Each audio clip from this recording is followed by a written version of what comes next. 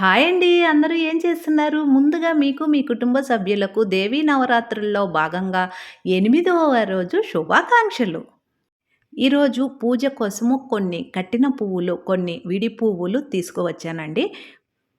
పూలు చాలా ఎక్కువ రేట్‌లో ఉన్నాయండి. అయినా గానీ మనకి పూజకు అవసరం కాబట్టి చక్కగా ఇలా తీసుకువచ్చి స్టోర్ చేసుకుంటే 2 రోజులకి సరిపోతాయి.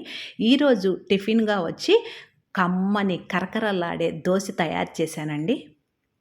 పిల్లల కోసం, మా వారి కోసము టిఫిన్ చేస్తానండి రోజు.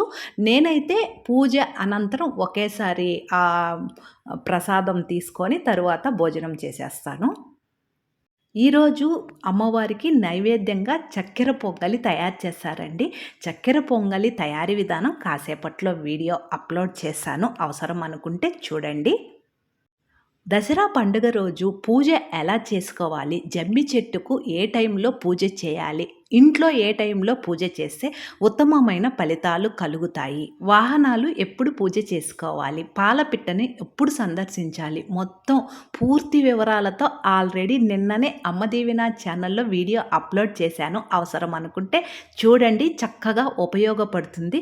దోసలోకొచ్చి ఎర్రకారము, మధ్యాహ్నం లంచ్ బాక్స్‌కొచ్చి గోంగూర పప్పు, దొండకాయ వేపుడు తయారు చేశానండి. పప్పుల పొడి అయిపోయింది. పప్పుల పొడి కూడా చేశాను. ఛానల్‌ని ఫస్ట్ టైం చూస్తుంటే సబ్స్క్రైబ్ చేసుకోండి. Thank you.